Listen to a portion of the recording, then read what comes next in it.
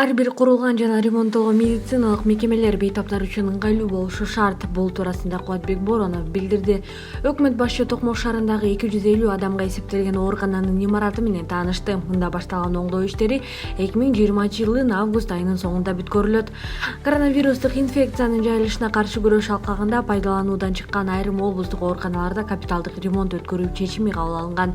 Мындан тышкары Бишкек, Ош жана Нарын шаарларында тез курулуучу материалдардан эксперименталдык ооруканалар курулууда. Бардык иштерди өз мөөнөтүндө жана сапаттуу бүткөрүү керек. Мында негизги талап катары ооруканалардын ыңгайлуулугу болуп саналат. Бардык зарыл эсептелген күтүү залы, кабыл алуу блоктору, реанимация, палаталар жана башка бөлүмдөр каралышы керек. Медициналык көмөккө кайрылган жарандарга бардык ыңгайлуу шарттар түзүлүшү шарт, дейт Боронов.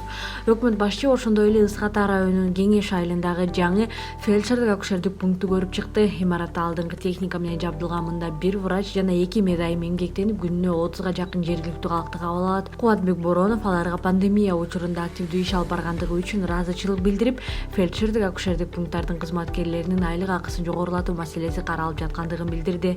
Андан соң премьер-министр Орловка шаарындагы жалпы дарыгерлердин практикалык борборунун имаратындагы капиталдык ремонтту жүрүш менен таанышты.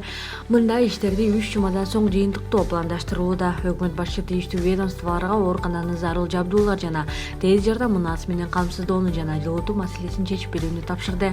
Саламаттык сактоо министрлигине коронавирустан кийин калкты реабилитациялоого өзгөчө көңүл буруу тапшырмасы берилди. Бул тууралуу республикалык ыкчам штабтын жыйынында айтылды. Калктын ден соолугу бул мамлекеттин көңүл чордонундагы маселе жана улуттун коопсуздугу. Биз жана дүйнө коомчулугу туш болгон маселелер өзгөчө мамилени талап кылат. Ооруган жарандар тиешелүү реабилитациядан өтүшү керек. Саламаттык сактоо министрлиги ушул багыттагы иштерди жүргүзүүгө тийиш. Участкалык дарыгерлер стационарлардан дарыланып чыккан бейтаптардын абалын көзөмөлдөп мониторинг жүргүзүүсү зарыл, деди Кыргыз Республикасынын премьер-министри.